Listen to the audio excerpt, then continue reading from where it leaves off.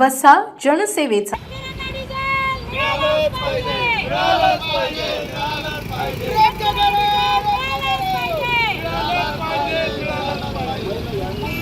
बुलढाणा येथून एक मोठी बातमी समोर येत आहे. वाढत्या पेट्रोल डिझेलच्या किमती आणि बाजारात निर्माण झालेली डिझेलची टंचाई या विरोधात आज शिवसेना पक्षाच्या वतीने जिल्हाधिकारी कार्यालयावर जोरदार आंदोलन करण्यात आले.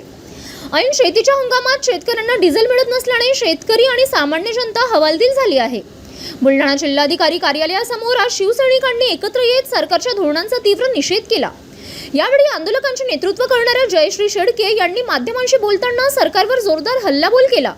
एकीकडे पेट्रोल आणि डिझेलच्या दरात भरमसाठ वाढ करण्यात आली आहे, तर दुसरीकडे दर वाढवूनही इंधन सहज उपलब्ध होत नाहीये.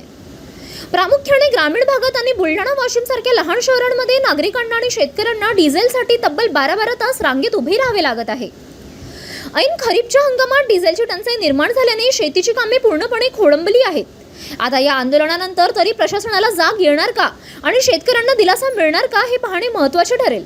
डिझेल दरवाढ करण्यात आली आहे आणि प्रामुख्याने शेतकरी जो आता ऐन हंगामाच्या तोंडावर त्या ठिकाणी सगळी कामं डिझेलवर त्याची चालतात, त्या ठिकाणी पेट्रोल पंपावर कॅन मध्ये डिझेल आणण्यासाठी जातात, त्या शेतकऱ्यांना नाकारलं जातं. डिझेल मिळत नाहीये.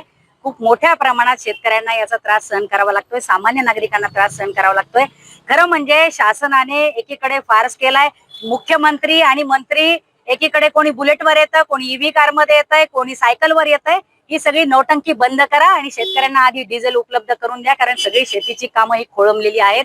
शासनाने जर त्यांच्याकडून होत नसेल तर हे नाकर्त्या सरकारने आपलं नाकर्ते पण मान्य केलं पाहिजे आणि सरळ सरळ राजीनामे दिले पाहिजेत.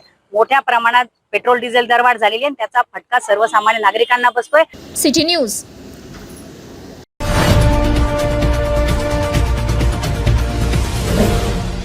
सिटी न्यूज वसा जनसेवेचा.